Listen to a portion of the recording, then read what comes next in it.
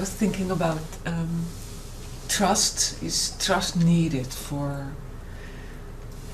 Well, it just popped up after what you said. Oh, there must be a lot of trust. But Yes and no.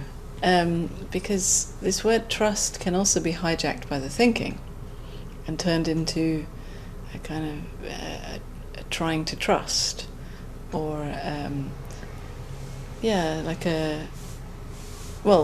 the thinking tries to trust, and it doesn't know what trust is, and it just becomes an attitude. But real trust is another word for who you are.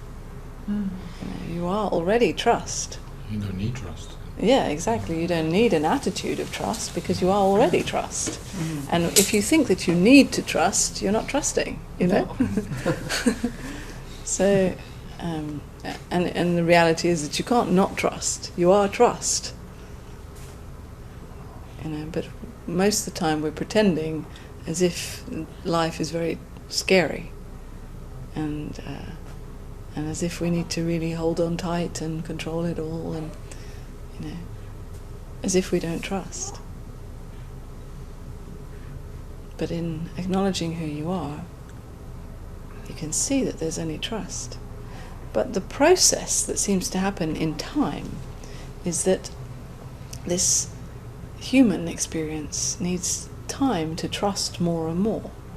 And this is the paradox of it, because who you really are doesn't need time to trust anything. It is already trust fully. You know, nothing missing, nothing needed. But it seems that for this human thing, we're so programmed to not trust a lot of the time, and to try to control our lives and our surroundings, that to live without trying to control and trying to keep it all safe can seem terrifying. And we don't know how to do that, how to stop these kind of protection mechanisms.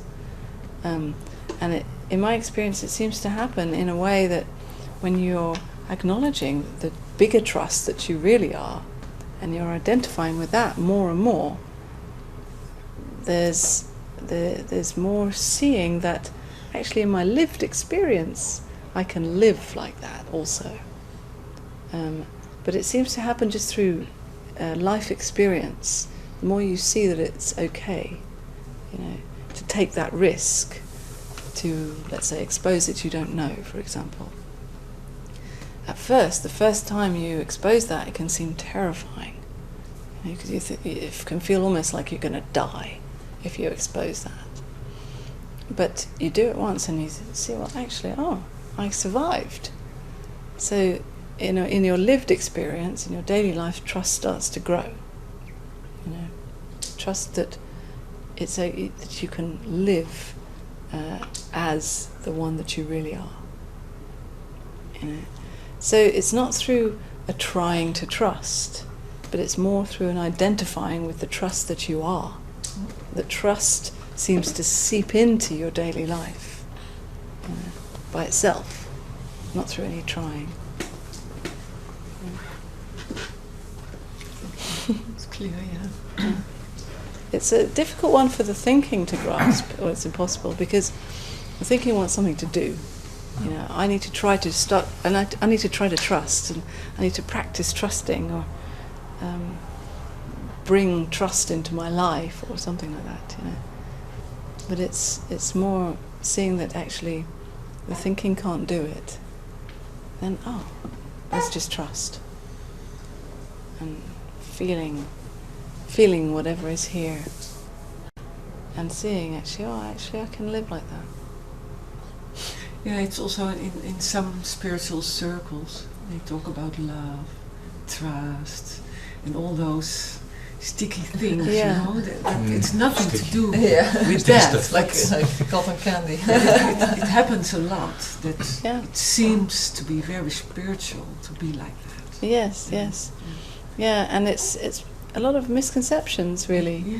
It's not that those words shouldn't be used or something. It's just that they're misinterpreted so easily Yeah. that I tend not to use them so much because of that. Yeah.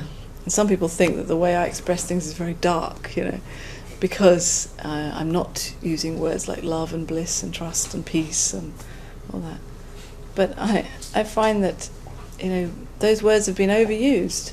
Yes, it's being said enough. Yeah. You show another side. I love that. Yeah, so it kind of, Yeah, it's a little sickening, you know, really, you know, to just make it out to be all sweet and lovely. Yeah, That's just one side of the coin. it must be another side. Yeah, well, there is. Yeah, there is. You'll know it. You'll know Yes. the pain, the fear, the dark side. Yes. You know it. But you're trying to say, well, it shouldn't be. But it is. It is.